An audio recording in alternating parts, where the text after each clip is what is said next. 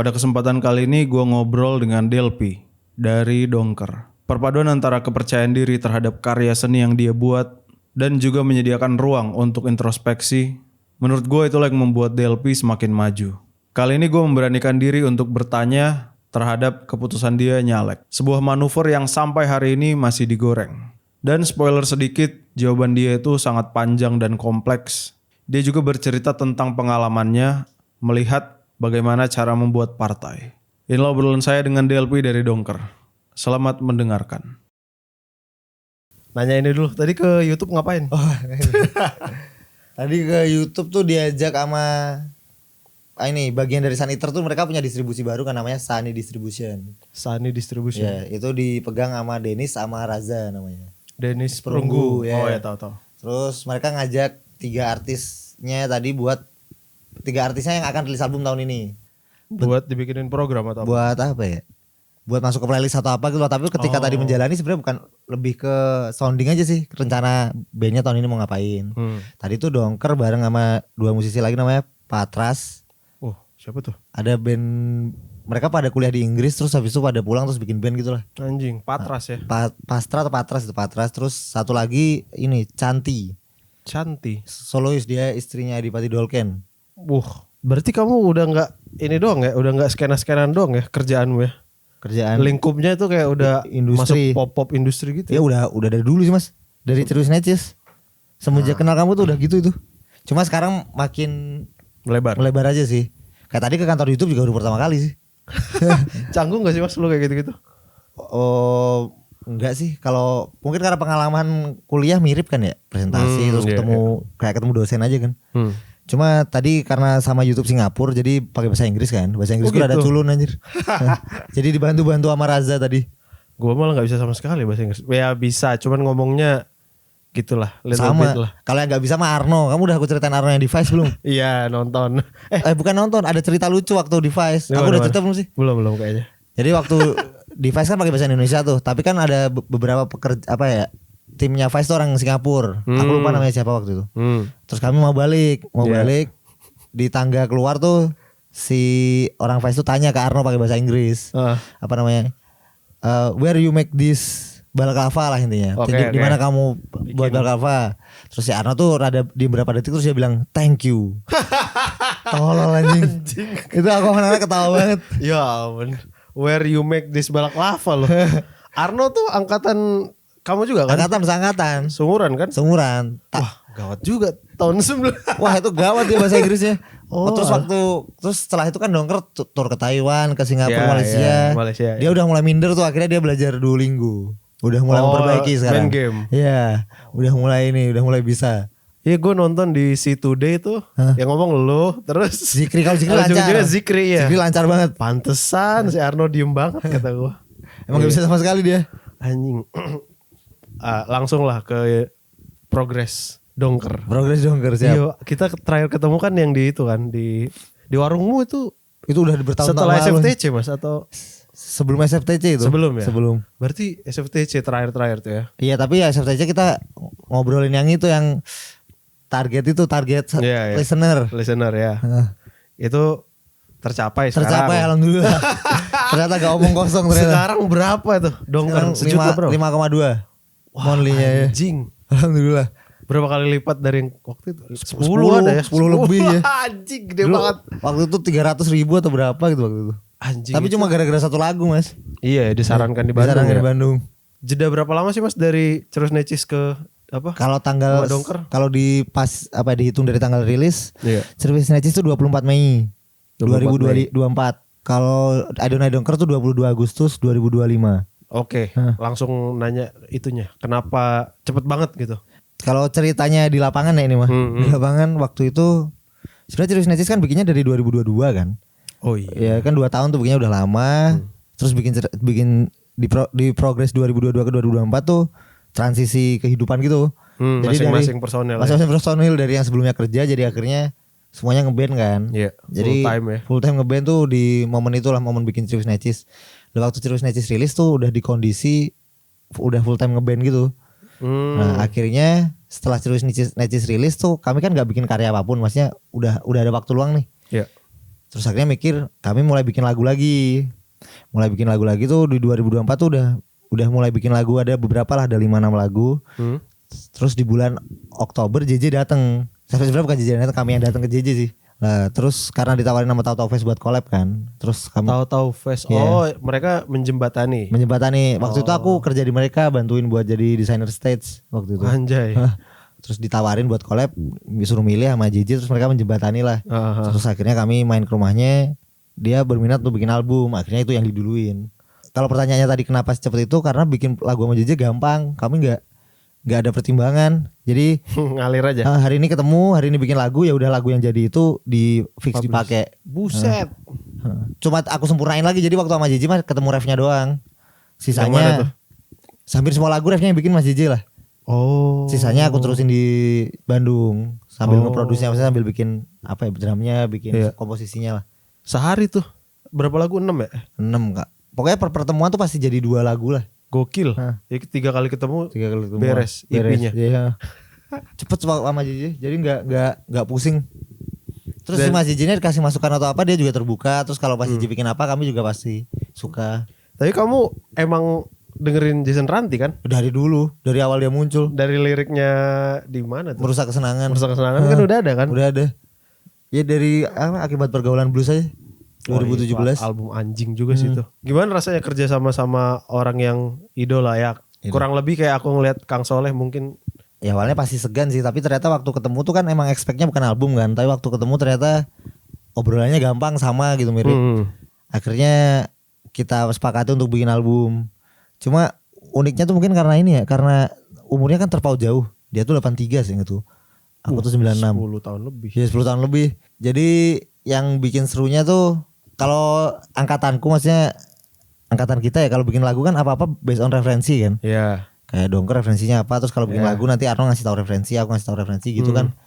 Nah kalau sama JJ tuh udah nggak peduli sama referensi, jadi apa yang dibikin di situ ya udah saling sepakat gitu. Jadi nangkep feelingnya aja ya? Nangkep feelingnya aja, kayaknya itu yang dipelajari cukup signifikan sih waktu sama JJ.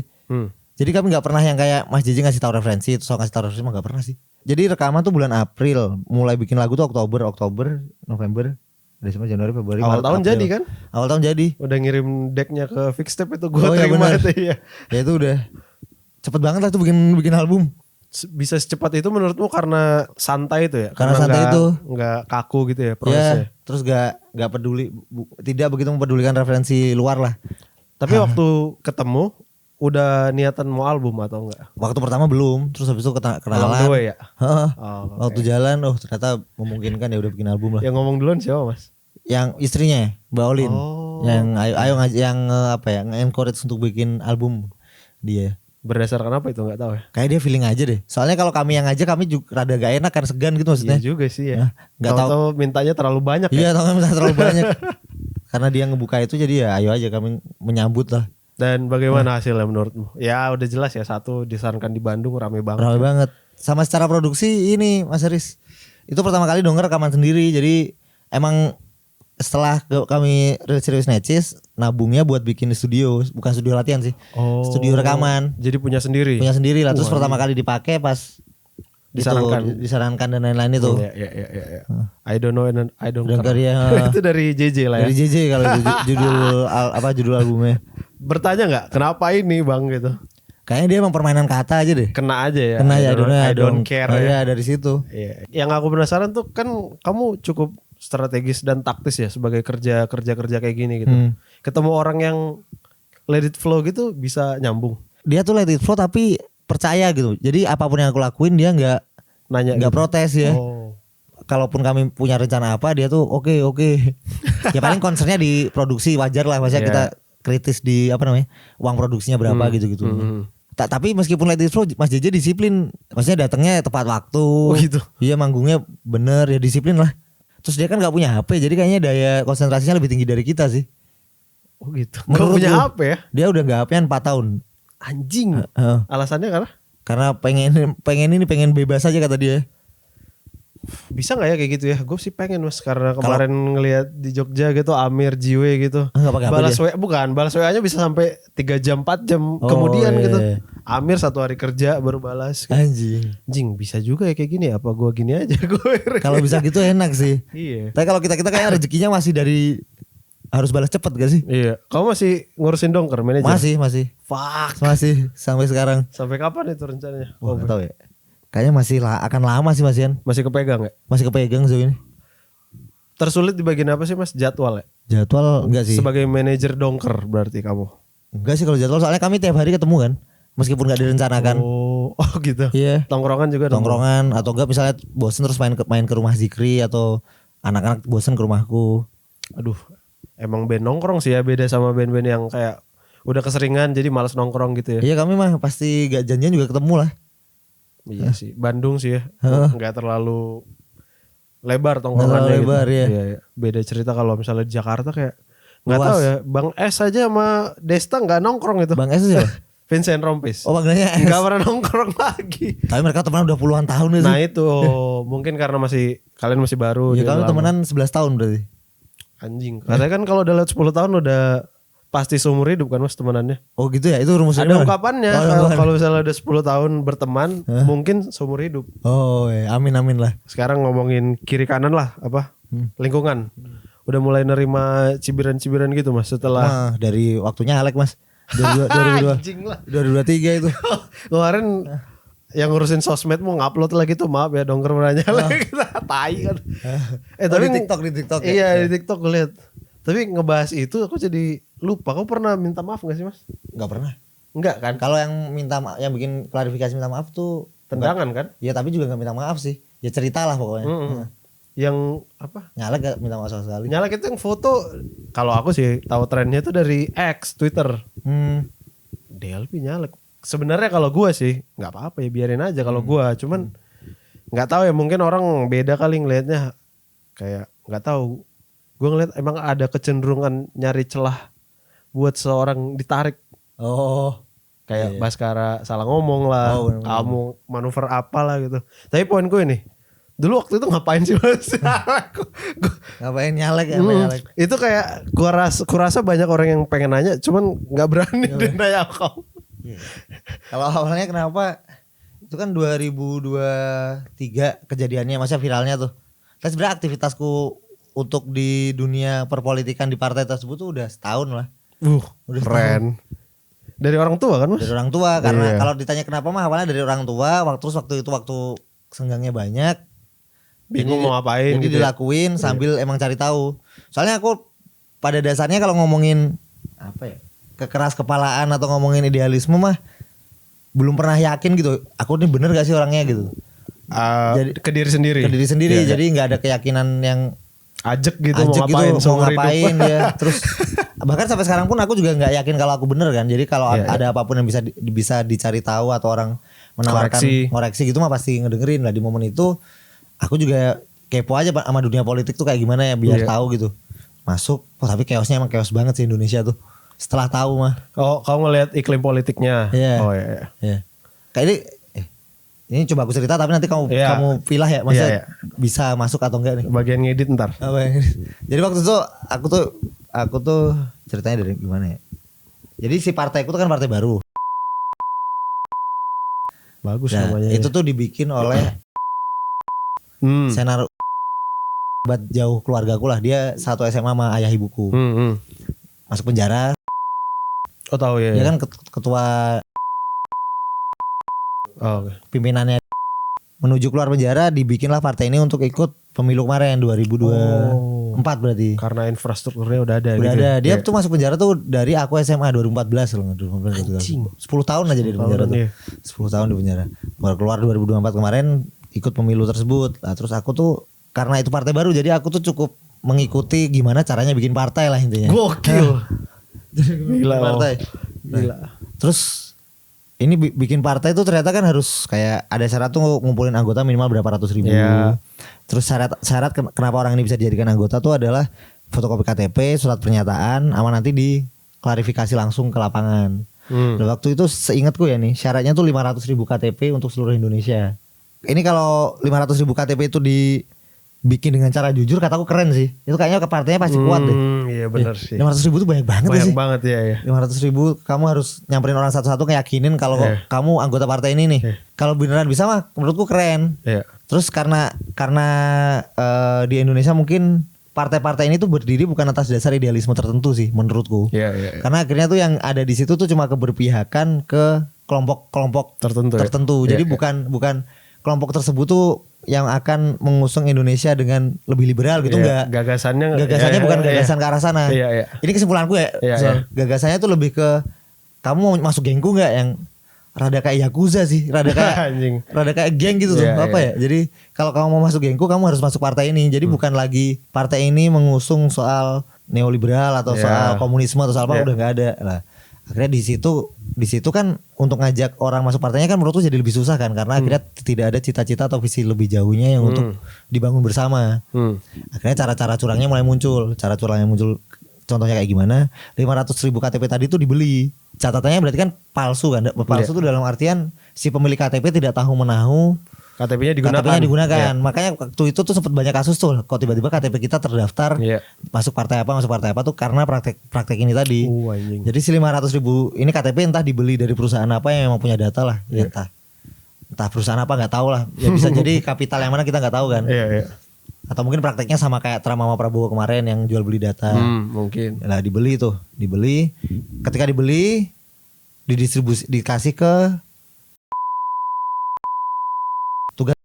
Ini nanti ketika akan si partai-partai tersebut akan maju ke pemilu, diverifikasi Datanya yang 500.000 itu diverifikasi, dibebankan ke ketua DPC tiap kota. Jadi tiap kota tuh nanti akan berkoordinasi dengan harus nyamperin satu-satu orang yang punya KTP itu tadi, ditanya kamu bener nggak mendukung dan apa anggota dari partai ini. Kalau dia bilang iya, oke lah. Tapi kan tadi kan prakteknya ngebeli kan. Jadi akhirnya kan banyak yang bilang tidak. Lah, ketika partai ada ininya, ada maksimal penolakannya tuh berapa persen gitu.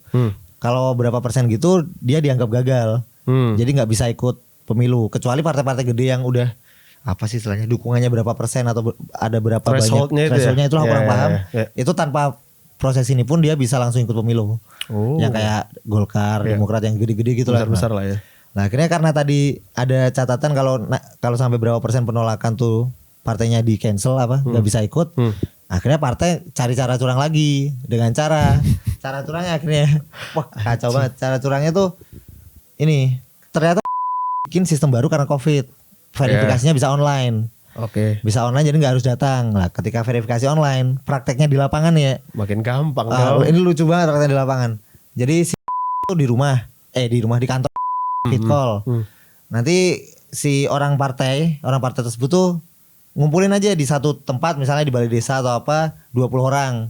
Padahal di desa tersebut tuh ada 500 orang yang punya KTP itu misalnya. Nah, si 100 orang nih, 100 orang itu nanti dikasih 5 KTP per orang. Jadi ini terus puter. Jadi pasarnya nanti balik ke dia lagi. Anjing. Gitu doang lah. Terus kebanyakan yang punya KTP itu nggak sesuai sama KTP tersebut. Jadi emang orang bayaran aja buat verifikasi. Anjing. Semuanya ada ininya, ada siasatnya ya, bisa diakalin ya. Wah, bisa kacau banget sih. Terus yang bikin aku makin kacau tuh hal ini tuh karena bentuknya udah sistematis tuh jadi berkelindan, dalam artian si orang partai yang ingin curang tadi pun didukung dengan rakyat yang kurang mampu tadi yang membutuhkan uang. Jadi akhirnya udah Pak saya aja yang begitu, yang penting kasih uang saya, kasih 500.000 per orang gitu. Dia mau kayak gitu. Udah nggak peduli dia masa depan Indonesia gimana mah, nggak peduli. Anjing, kamu dapat kesadaran ini dari mana ya Mas ya? Maksudnya aku sih baru ya, maksudnya. Itu aku ngalamin langsung Mas. Ya tadi ceritaku tadi tuh aku ada di situ. Oh iya. Ya tadi aku bilang itu tuh aku mempraktekkan waktu itu, makanya aku anjing kirain denger aja. Enggak denger ini aku bercerita ini tuh mengalami. Wah anjing. Aku bahkan sampai waktu itu ngomong ke aku tanya ini apa, Pak kalau praktek kayak gini emang bisa dicurangi, kenapa nggak dari awal kita curang aja? Terus kata dia ya intinya nggak bisa, kita kalau emang kayak gini mah harus kalau mau curang mah mas harus curang aja dulu, nanti biar kalau ada apa-apa bisa ditutupin gitu. Wah kacau banget Mas. Jadi waktu tadi aku bilang orang yang KTP muter, aku juga dari situ. Kamu yang muter? Aku yang muterin, aku yang mantau. Makanya ini anjing ini rusak banget sih. Ya. Jadi waktu aku akhirnya di cancel itu tadi, menurutku cancel itu perlu, cancel culture yang kayak gitu tadi itu perlu supaya akhirnya nanti di masa depan orang-orang yang pengen nyalek atau pengen bikin partai seenggaknya bisa berbenah diri lah. Tapi ketika kamu ini gua nggak tahu yang tadi bisa diupload Masukin apa atau enggak ya. Nggak tahu ya. Itu bisa viral sih yang kamu upload barusan. Repot ntar kamu Atau enggak- viral mulu mas. Iya sih ya. Enggak, apa mau ada jawaban lebih aman nggak? Gimana ya jawaban lebih aman ya? Itu cuman yang diceritain dia dari tadi ini kalau kemungkinan besar gue potong. Ya. Cuman nggak tahu itu kayaknya sih nggak bisa tayang sih. Yang tadi itu soalnya terlalu Banyak musuhnya nanti. banyak. Iya nanti kamu dicari orang lagi repot. Ya pokoknya ntar kalau ketemu DLP mungkin bisa tanya langsung lah. Bener-bener. Ntar gimana? Tadi mau nanya ini kepeduliannya itu dari mana? Kepedulian untuk Sama apa nih? negara ini gitu. Kuliah tuh kataku ngebangun banget sih. Waktu aku momen aku kuliah. Karena akhirnya ada pemikiran yang sifatnya utopis gitu. Karena aku dulu Idealnya idealnya seperti apa meskipun sulit untuk diwujudkan lah. Iya. Jadi aku waktu itu kan emang aku jadi kahim kan mas. Ketua Kahim? hima, Oh, iya. Ketua hima. Jadi sering banget obrolannya tuh obrolan utopis lah kayak kampus tuh idealnya gimana, negara tuh idealnya gimana yang kayak Iya, gitu. iya.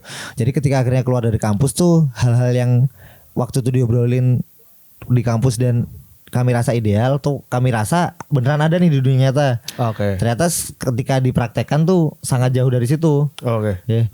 Lah terus akhirnya kepedulianku tuh muncul ketika itu aku mikir kayaknya kalaupun si kondisi idealnya nggak bisa diciptakan, seenggaknya kita bisa nyiptain prakondisinya supaya nanti kondisi ideal tersebut tuh bisa dirasakan oleh anak cucu kita nanti lah. Jangka panjang lah ya. Jangka panjang ya. Kayaknya emang nggak mungkin sih kalau kita pengen lingkungan kita atau Indonesia secara struktural langsung bener dalam 10 tahun ke depan mah sulit sih pasti. Jauh. Iya. Jadi kita bisanya emang bikin prakondisinya supaya mungkin 50 tahun ke depan atau kapan bisa lebih ideal. Harapannya masih ada.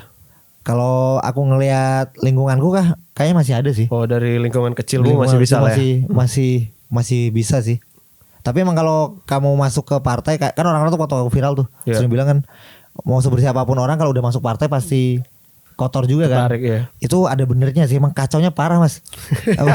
Oh parah cuy. Iya. Di dalam tuh kamu nggak pernah ngobrolin visi sumpah.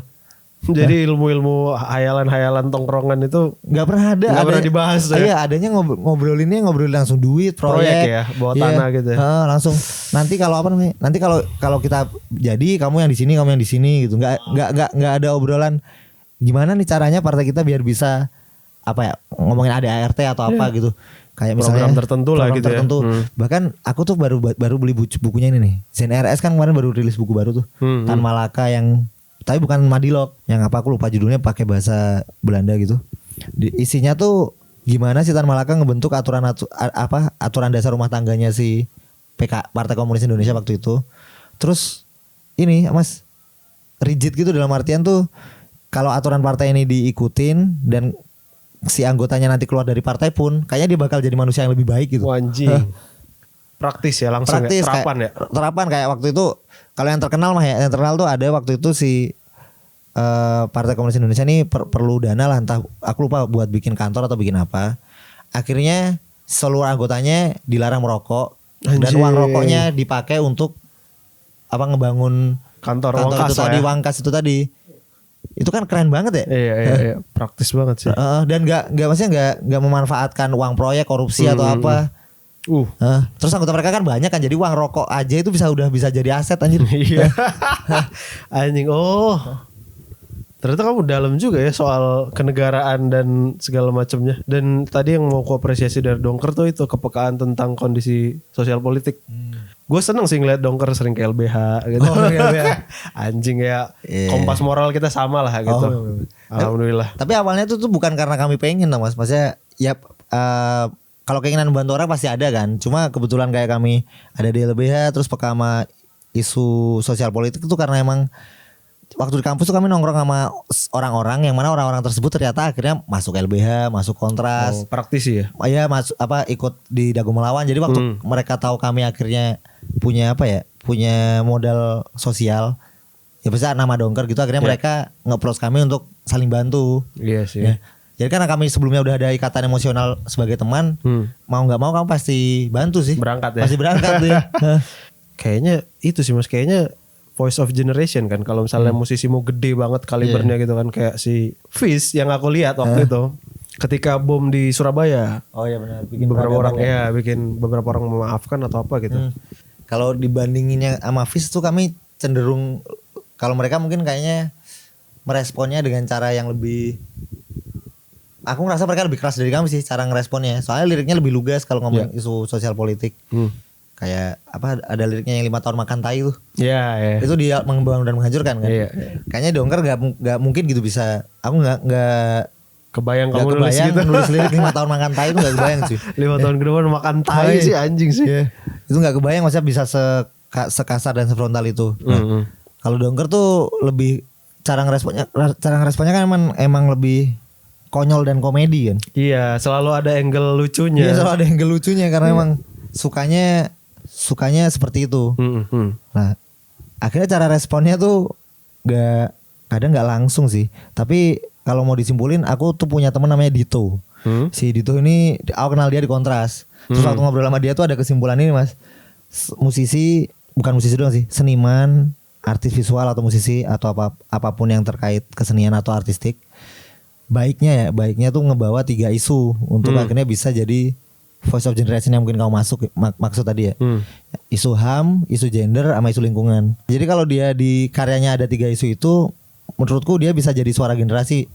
Kalaupun hari ini dia karyanya gak rame, mungkin di beberapa bulan atau beberapa tahun ke depan di masa depan nanti pasti akan dibaca kalau dia peka sama 3 hal itu tadi. Sama aku waktu itu langsung sepakat dan nemu itu tuh karena emang kalau ngelihat musisi-musisi mainstream yang global ya, kayak mereka pasti ngomongin itu sih, kayak Sabrina Carpenter misalnya.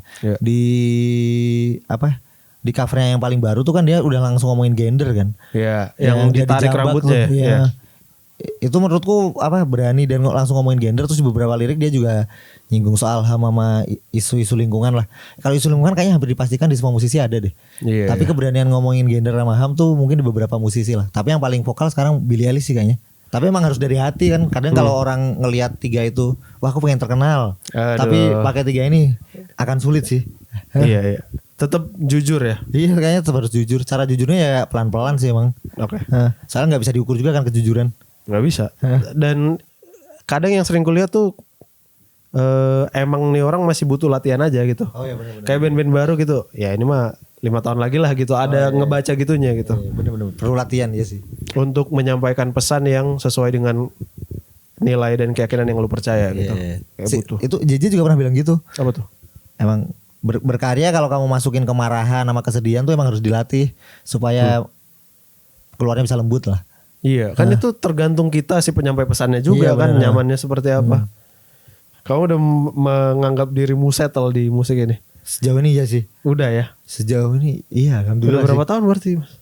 Kalau sebagai pekerjaan? Iya, sebagai kamu merawat ini sebagai pekerjaan. 2023 berarti 3 tahun. 4 tahun lah. Anjing, soalnya kalau gua kayak masih belum sebagai content creator ini. Bukannya kamu udah full time gak sih? Udah, cuman belum apa ya? Mungkin patokan ekonominya belum cukup lah gitu. Oh, belum. Tapi buat hidup dan tanggungan kamu kan waktu itu cerita punya banyak tanggungan tuh. Kebayar tuh. Sampai saat ini masih kebayar KPR, soalnya gua KPR kan. Iya itu kebayar lah berarti. Kebayar sih. Lah. Iya, cuman belum ngelihat walaupun jangka panjangnya iya, jangka panjangnya. Walaupun Amir pernah bilang gini, Mir, ya aku ngelihat 5-10 tahun ke depan yang megang ya DLP, Haris gitu-gitu waktu itu. Oh, jangan bilang gitu. Kamu Amir berapa sih, Mas? Seumur Amir enggak ya? 95 aku 95. Oh, Amir 92 sih. Amir bilang gitu sih waktu itu, kayak aku tersanjung di satu sisi, tapi di sisi lain aku aja belum yakin banget sama yang aku kerjain gitu. Oh. Ada ininya enggak, Mas? Caranya biar kayak ini kan yang kita kerjakan abstrak ya. Oh iya, enggak intangible. Enggak intangible gitu, kayak karyawan jelas lah gitu. Kalau kita, terutama aku sih kadang-kadang anjing nih kapan sih ininya ini benernya gitu. Tapi kataku kita sama karyawan sama gak sih, Mas? Sama-sama takut akan masa depan kan. Kan beberapa karyawan juga gak dapet tunjangan masa tua. Oh iya sih, benar sih. Kecuali mereka kerja di BUMN atau PNS gitu. Atau ini kali ya ukurannya apa, untuk lu ada di permukaan dan relevan terus tuh gimana cara earn confidence-nya gitu. Tapi kalau aku keyakinannya bukan malah dibangun dari situ, dari popularitas, tapi dari kestabilan ekonomi. Oh. Aku Arno Zikri ya, obrolannya tuh selalu gimana caranya kita kalau udah nggak ngeband tuh masih bisa hidup dari uang band, uang yang ditinggalkan Dongker gitu lah, entah dari royalti musik atau ternyata kalau amit-amitnya ternyata money-listernya Dongker ngedrop banget atau nggak bisa ngejar royalti gitu. Kita harus bikin apa nih mumpung uang Dongker ada nih. Oh. Salah satunya pecel Ya. atau aku Grididas atau apapun yang akhirnya nanti ketika pokoknya gimana nanti amit-amit perang dunia ketiga bomnya sampai Bandung gitu kan. Kayak masih bisa hidup gitu. Yang dipikirin tuh settle-nya tuh kayak gitu. Iya. Oke. Jadi bukan gimana kita biar bisa relevan sih aku. Bahkan kami ngomongin bisnis-bisnis yang di luar kreatif juga masih diobrolin. Kayak apa ya? Aku tuh pernah jualan uang, aku udah cerita belum? Jualan uang tuh gimana? Uang baru, uang puasa. Oh gak tahu. Oh yang sering di pinggir jalan itu. Iya. Jadi saudaraku tuh kayak pengepulnya gitu, dia beli dari bank Indonesia atau apa gitu. Terus aku diminta ngebantu ngejualin gitu waktu itu. Jadi maksudnya bahkan di taraf non kreatif gitu kami masih ngelihat itu sebagai kemungkinan supaya untuk bertahan, supaya nanti kami kalau ngeband atau apapunnya tuh bisa tenang lah. Tapi kalau apa ya, kalau misalnya ngomongin jeleknya nih, perang gitu terus semuanya kiamat gitu, kamu udah bahagia sama yang kamu kerjakan? Kayak bagaimana kamu dikenal sebagai Delpi Dongker? Oh bahagia. Udah cukup ya? Kalau dikenal orangnya, kayaknya aku dari kemarin-kemarin juga ngerasa cukup sih. Yang aku cari sama anak-anak cuma gimana caranya bisa hidup gitu. Nyambung hidup aja ya? Nyambung hidup aja ya. Gak ada grand plan apa-apa lagi abis ini? Kalau buat terkait popularitas gak ada sih, tapi ini kalau Dongker stabil dan bisa ditinggal, aku sama Zikri pengen S2. Ya libur 2 tahun atau 3 tahun tuh buat S2. Bisa sih ya itu mah. Si Arno karena Arno emang gak pengen S2 kan, dia pengen fokus musik. Fokus di SAES tuh, dia pengen punya kafe. Dia tuh pengen punya kafe. Jadi yang sebenarnya punya keinginan tinggi SAES tuh di Arno. Oke, Becel Sais tuh. Gitu. Kalau misalnya di luar kerja masih ada yang dicari nggak mas? Iya kan? Aku pribadi nih. Iya. Kamu pribadi lah. Kita kan udah di tahap, kita ini udah umur 29-30 udah mulai ngerti lah harus ngapain kan? Aku ini paling apa? Mencari alasan dan keyakinan untuk menikah. Wah anjing. belum tumbuh aja keinginannya. Yang terakhir itu kan kita ketemu di Bandung, kamu habis putus soalnya. Iya. Belum ada lagi habis itu mas? Udah sempat pacaran sekali, terus sekarang ada lagi pacaran lagi. Tapi masih belum ada keinginan buat nikahnya. Buat nikah ya? Sebenarnya aku juga nggak ada sih mas. Oh nggak ada ya? Nggak ada. Cuman memang. Tapi aku ngerasa tuh itu perlu gitu, tapi masih belum ada jawabannya. Maksudnya biar aku yakin gitu. Untuk nikah aman nih. Kalau dari semua teman-teman yang sudah menikah, selalu jawabannya ini apa? Kalau sendiri udah cukup. Udah ngerti mau ngapain lah kalau sendiri. Butuh orang lain aja buat nemenin atau buat apa ya, menambah masalah hidup sih pada dasarnya tuh. Soalnya kan kita udah damai. Ya aku yakin kamu sama isi kepalamu udah damai lah gitu. Iya benar-benar. Begitu juga aku sama yang gue jalani. Nggak ada lagi yang dicari sebenarnya. Kalau di tahap ini udah bisa dibilang zen kali sebenarnya. Zen anjir. Tapi kayak emang nambah masalah aja sih mas. Soalnya setauku ya, manusia tuh dari dulu kan ini ya, apa nyari makan aja harus keluar dari hidup di goa gitu. Dan memang yang diandalkan laki-laki gitu. Insting manusia tuh hidup ketika ada manusia lain yang bergantung sama kita gitu. Ada alarm baru lah yang hidup tuh. Mungkin aku relate karena aku sekarang punya anjing kan. Itu udah kayak anak tuh. Ada insting baru yang nurture atau taking care of other lah gitu. Mungkin kamu kalau di area yang sama anak kecil beda kayaknya. Bisa jadi sih. Bisa jadi. Pancing aja coba mas. Pancing aja. Gak tau. Aku punya, tapi aku punya ponakan. Dan dekat? Dekat banget. Oh, oke. Sama ponakanku. Dari situ gak ada kecenderungan belum kayak, ada, pengen nikahnya belum ada. Gue pengen punya ini deh, punya DLP kecil deh. Belum punya. Belum punya juga. Belum pengen. Pernikah aja belum mau, apalagi punya anak. Iya juga ya. Tapi aku rasa nantinya aku akan berkeluarga. Oke. Ada apa ya? Visi ke arah sana, cuma membentuk keyakinannya biar aku nggak takut gitu maksudnya. Saya bentuk aku nggak mau nikah tuh lebih ke ketakutan aja sih. Komitmen dia sama apa ya? Apa lebih enak perempuannya ganti-ganti atau apa? Anjir. Enggak rockstar itu sih. Enggak rock and roll itu. Iya. Normal ya. Ketakutannya mungkin komitmen sama mental kayaknya. Ya kalau ini ceritain gak apa sih. Jadi si keluargaku tuh kan terdiri dari ayah ibu sama adikku 4 kan. Adikku 4, terus yang udah nikah tuh adikku yang bawahku pas. Yang udah punya anak tadi tuh. Itu nikahnya 2021. Nah sebelumnya tuh aku di encourage untuk menikah lah, tapi karena adikku akhirnya udah nikah. Ya udahlah. Ya udah terus secara akhirnya kan udah hidup masing-masing tuh kan udah gede. Adikku yang tadi udah nikah hidup sama suaminya, sama anaknya di Blitar tapi di rumah lain. Terus adikku yang di bawahnya lagi di Jakarta, dia kerja di Blibli. Oke. Nanti malam aku juga nginep di tempat dia. Terus yang paling kecil dia sekarang NATO di Blitar, tapi udah tinggal sendiri juga. Nah, terus si ayah ibuku kan tinggal sendiri kan berdua. Kalau secara ekonomi kami tercukupi lah Mas dari aku kecil sampai sekarang.